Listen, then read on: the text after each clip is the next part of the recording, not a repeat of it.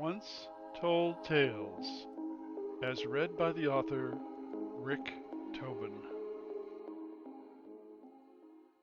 Anthony and the Squiggly Wigglies by Rick Tobin. This is part one. Don't forget your lunch, Anthony. His mother pushed back her loose brown hair as she looked down at her son, making sure he properly dressed for his first fishing trip. Uncle Pete is not going to feed you at the lake. You need to bring your own food and water. Here, I've put some water in with a sandwich and apple just like school. It won't be too hot today, but be sure to drink. You should be home sometime after lunch.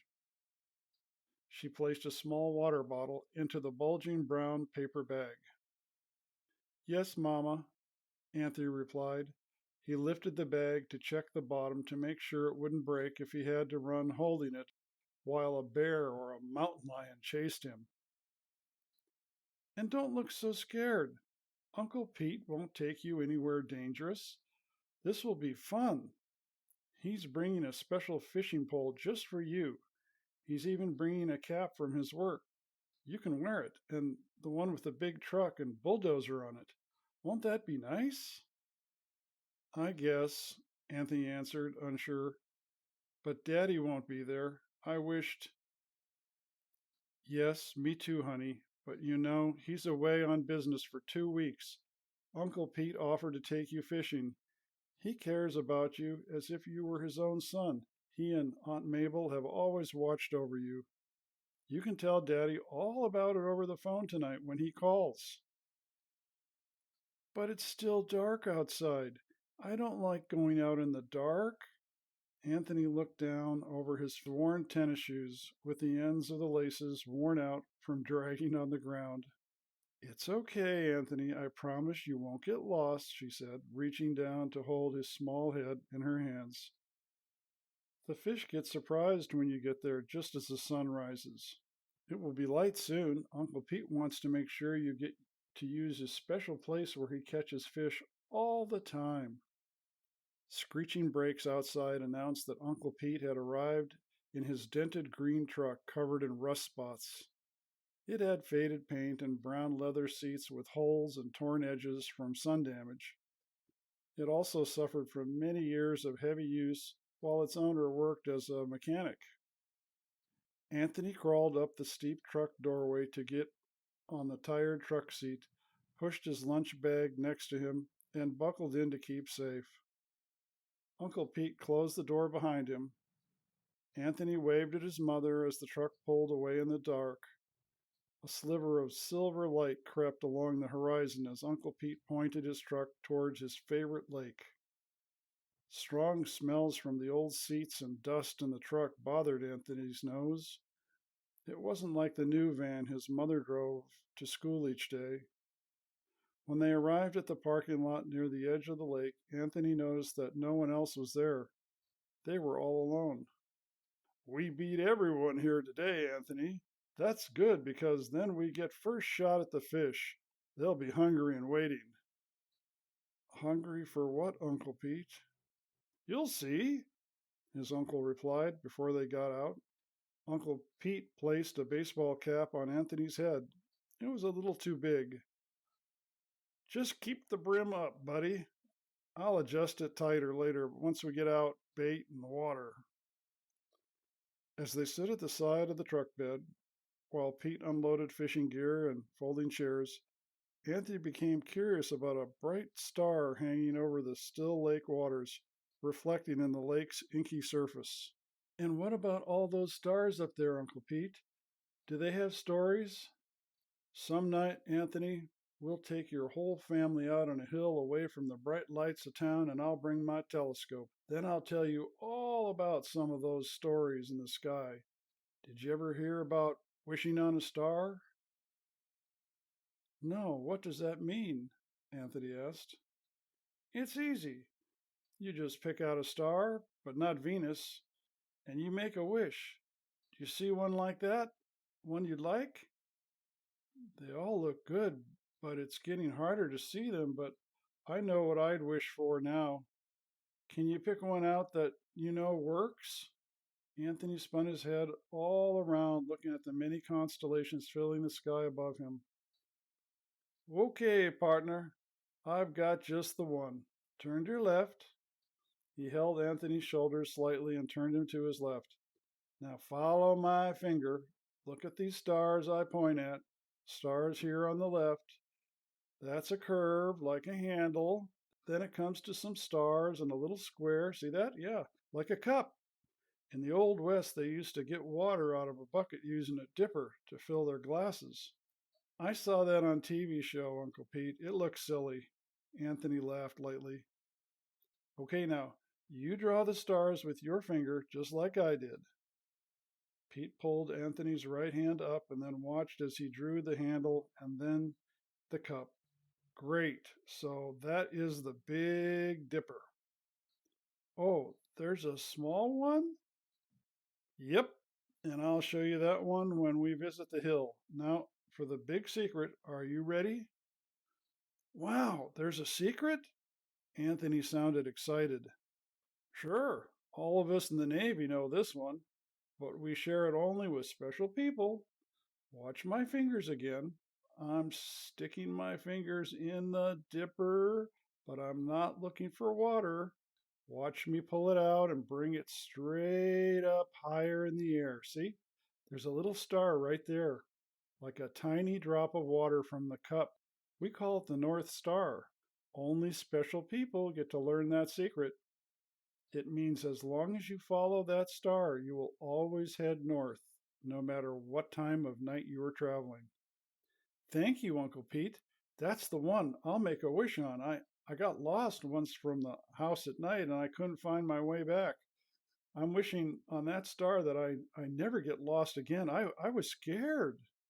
Pete could hear the worry in his nephew's voice. He did not know about Anthony's adventure. He was glad that wishing on the North Star made Anthony feel safer. Two shadows walked away from the pickup truck in the breaking light to the water's edge on a slight grassy bank. Anthony's frame was outlined by three fishing poles he struggled with, sometimes dragging them as he wrestled with their monofilament lines. The lines felt like spider webs Anthony ran into by accident earlier that summer. The fishing line made him nervous if he held the rods tight in his hands. Uncle Pete had a larger burden with a tackle box and net on his left, while juggling two folding chairs and rod holders on his right. Two scooted along slowly until they reached just the right spot.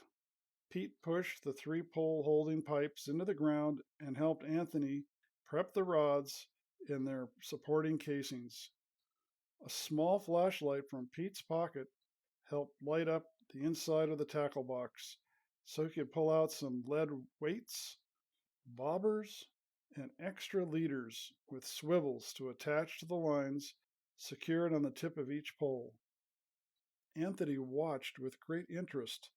Pete helped him attach the third setup after Anthony studied the first two connections being completed. Anthony got it completely right the first time. Atta boy, Anthony. First time and you got it all correct. We'll make a fisherman out of you for sure. They could hear some splashing nearby. Anthony watched a circle of ripples burst near the edge of the lake just a few yards offshore, reflecting the increasing light from the horizon. That's what we're after, young man. They're awake and hungry. You had breakfast, but they're waiting. Let's not disappoint them. Uncle Pete retrieved a metal bait box from his jacket. It was pretty well used, but it was used once to store cough drops. He brought a short yellow stick out of one of his other fishing jacket pockets and handed it to Anthony. Now here's another secret. You ready? If I use my flashlight to get a worm, they all go under the dirt in this little bait box. If I use green light from this magic stick, they all sit still and I can get a big one, big fat one, to catch a fish. Just take this stick between your fingers and bend it until you hear it snap. Then shake it. Don't worry, you can't break it, Anthony, and you won't hurt it, but you need to squeeze it in half hard to make it work. Are you sure? Anthony asked as he held the glow stick. Mom says I'm not supposed to break stuff. This time it's okay. Come on now. These are made to break. Most things aren't, but it makes a light just like the fireflies I showed you by the river last week, remember? Oh, that was so cool. I like that. With that, Anthony strained with all his strength until he heard the stick go pop. Then he shook it, and a bright green light filled the space all around them. Whoa, Anthony said in wonder. I've never seen anything like that. It's cold too, not like a sparkler. Here, Pete said, moving Anthony's hand and the glow light over the worm box. See, there's a nice big night crawler right on top. That's the one we want to use as the first pole in the water while we fix up the other lines. We'll have a bite in no time.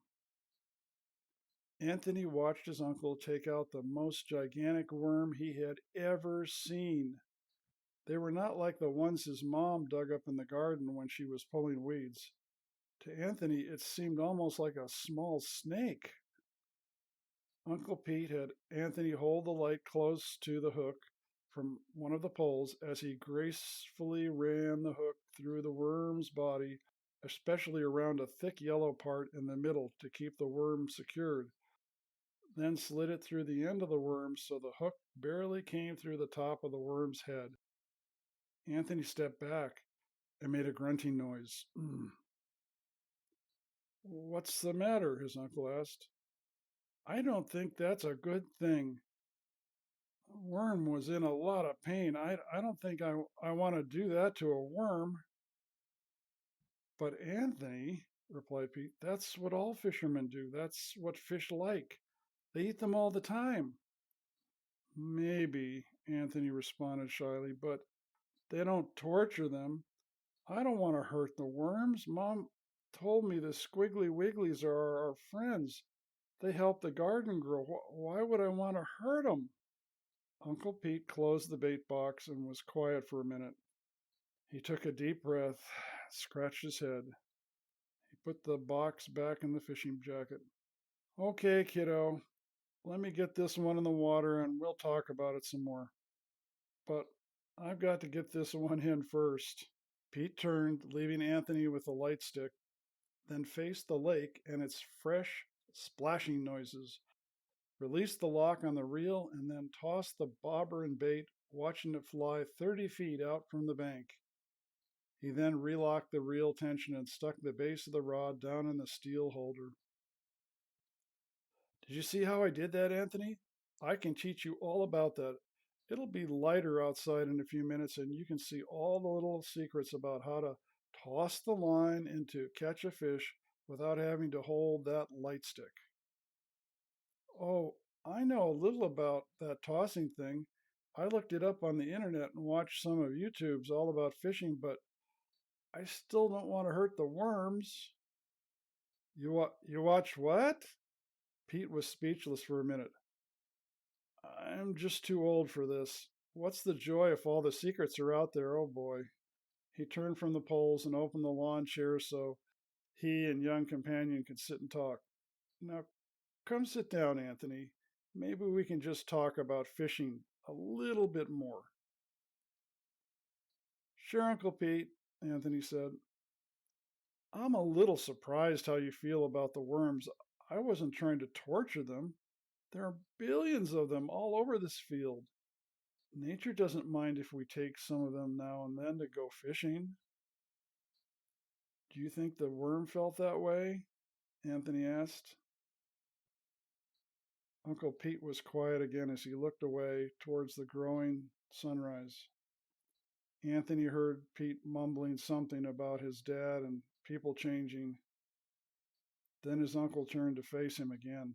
Well, sir, I don't know how I can get you to do fishing today without bait. Do you have any other ideas you saw on the computer? He smiled broadly and tapped on the oversized cap on Anthony's head. Sure, Uncle Pete. I want to use some of those rubber worms, if you have some. They should be just fine.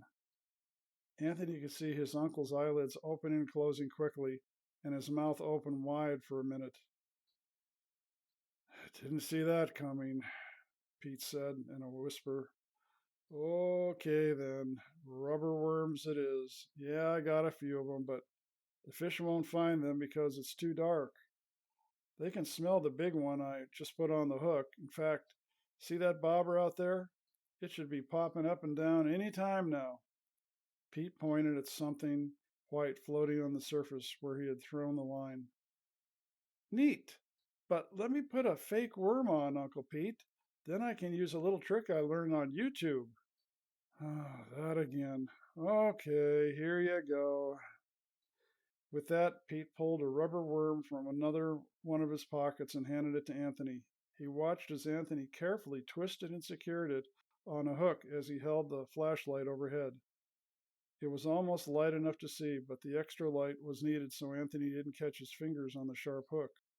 Now for the second secret, Uncle Pete. I've got some secrets too. With that, Anthony spit hard on the rubber worm. Pete laughed. What's so funny? Anthony asked. Nobody does that.